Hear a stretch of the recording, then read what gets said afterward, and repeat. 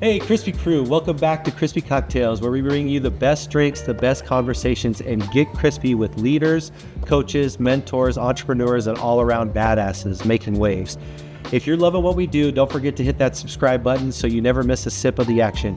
And while you're at it, check out our website at crispycocktails.com for everything you need. Explore our flavors, find a retailer near you, browse our gallery, and get answers to your top questions. Before we jump in, don't forget to follow, share, and tag us while you sip. Now, let's meet today's guests. Cheers and get crispy.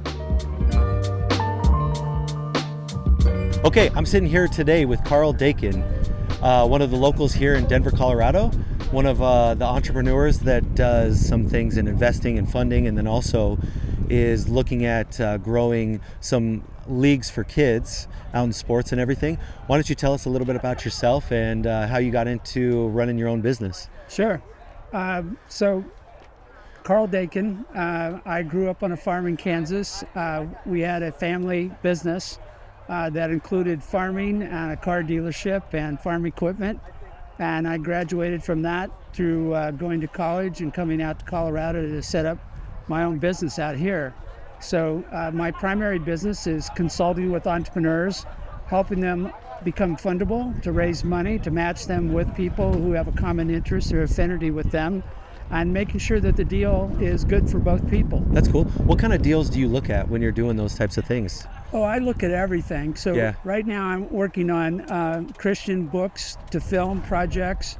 Okay. We're working on some environmental remediation, looking at setting up environmental luxury lodges in the Caribbean.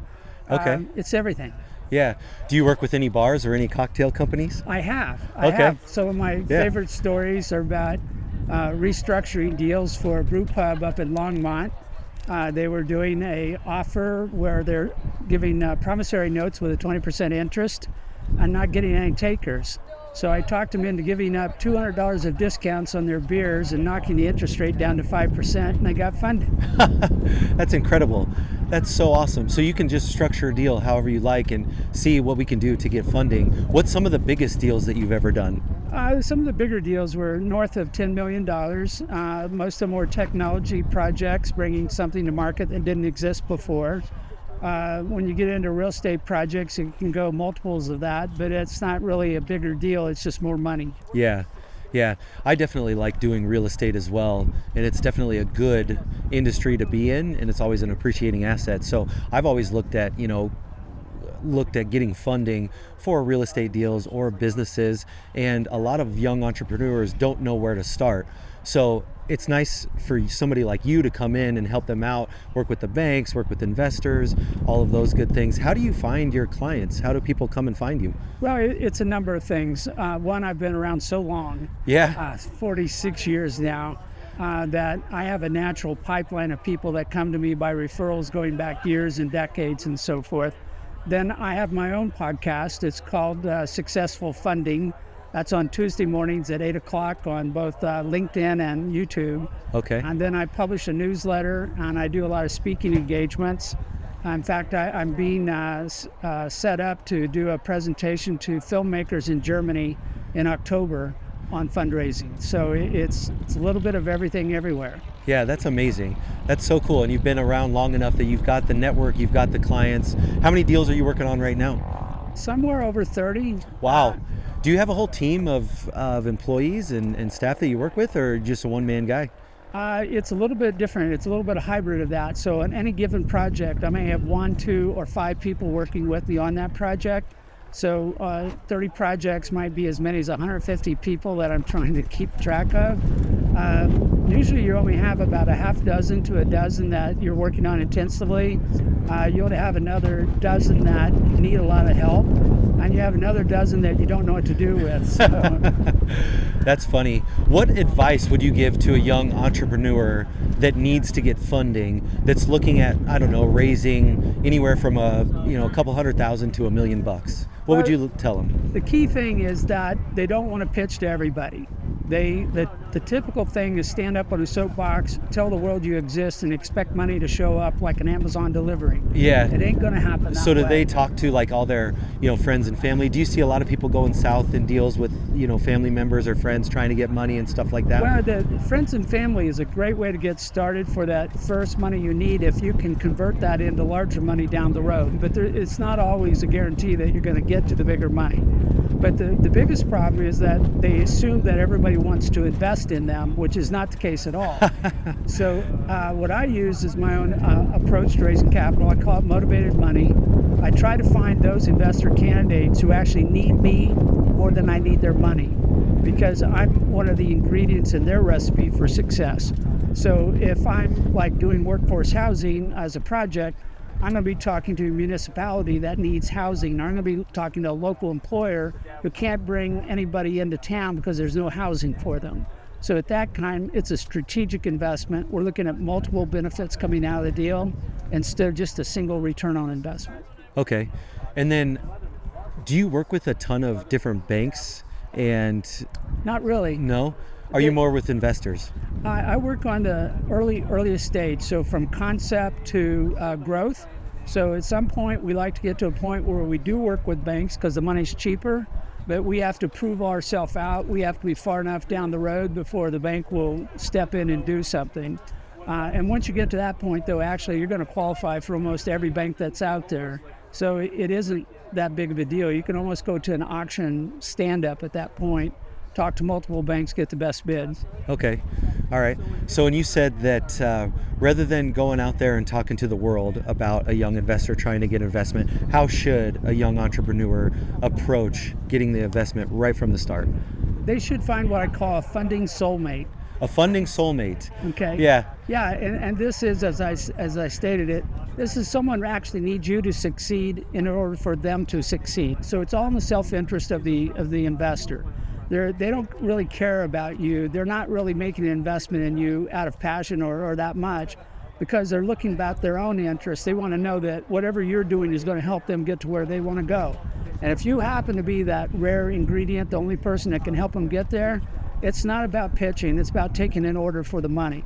You're going to negotiate a deal. You're going to move forward. And do those guys usually like take equity, or will they get paid a lump sum, or how does that work for the investor? It can be any kind of a thing. When you're talking with somebody like that, it could be a joint venture. It could be a license of technology. It could be an equity or revenue share type of agreement. I'm more of a fan of revenue share for a variety of reasons. I think it's a better, more flexible, more liquid type of investment. Plus it doesn't tie up a bunch of capital, right? Or cash flow. Well, it also doesn't tie up your equity, so you're not giving away all your future profits. Yeah, definitely. Okay, well, that's very cool. Well, that's very interesting to know. I'm definitely going to have to find myself a funding soulmate. Yes. Yes. Yeah, definitely. So with that said, you had told me, tell me a little bit about your other company that you just started, about getting the kids into sports and how that works. Right, yeah. So projects will come along from time to time that I think are so good or I care enough about that I will make them one of my own projects and help them with the funding. And we just launched this last week a new sports ecosystem. It's intended to help reframe, restructure the cost of putting the kid into a sports program. And we're starting off with a pilot project in female rugby. And we're going to set up what we call tribes, where we take a professional team that will be part of our tribe. They're the brand that we're going to follow. And then we put everybody underneath of that, all the way down to the first grade, in the same tribe. So what this does is it creates the money that would ordinarily be spent on kit and equipment, insurance, travel, and so forth. Instead of all those profits leaving and going somewhere else, they're basically pushed back into the same system. Okay. So you can drive down the cost of everything by having centralized purchasing, centralized back office. Then you get sponsors, see more eyeballs, because you're talking about everybody in the farm system under a common brand. So the sponsorship allows you to push the cost down, and you've already pushed the cost down through centralization. Yeah. And so the net of that is that you're offsetting the current trend. According to the Aspen Institute, the cost of parents went up 45% over the last 5 years. Yeah. And it's caused the number of kids participating go down 2%. Yeah. And we can't go that direction. Well, and I think that kids in sports is very high right now, and plus there's a ton of new sports out there. When you look at like pickleball, when you look at rugby or cricket gaining ground, and all of these different types of things, and it does get super expensive. I know, I coach my son in football. I've done it in baseball, basketball. It gets expensive for all the equipment, right, and getting to practice and just signing up for the leagues and reserving the fields and doing all those things. So it's your goal, or what is your ultimate goal with it? Yeah, so our ultimate goal is to get more kids participating in sports. We want to reverse the trend. We'd like to see millions of more kids participating in sports early, often, until they're 80. Yeah. So staying with the sport throughout their entire life. And that's good for them. It's good for their health. It's good for anyone who's paying insurance bills for somebody else's bad health. Yeah. And with that, then, all the benefits that come from playing sports. You've got teamwork, you've got leadership, you understand how to work with other people, better social skills. And there's an old saying, if a kid's busy, he can't be getting into trouble. So we will throw that into the mix as well. Right. And I love sports so much, and I love to stay active. And you remind me of a quote that I've heard that I love to keep in the back of my mind, but it's, we don't stop moving because we get old. We get old because we stop moving, Yes. right? So it's like you got to stick up with it. And with our kids in football, I tell them that it's a lot more about the sport. It's becoming a good young man. It's about the camaraderie. I miss the times in the locker room. I miss the times with the friends. I miss the times hanging out. It's not always just the games and the plays that you make and all that stuff. It's everything that goes along with it. And, the self-confidence that it builds and the friendships that you build and all of those types of things too. So I think that you're doing a really good thing with building this program as well. And you had told me that you had just gotten funding for that too? Yes, we just yesterday, we just started our capital campaign.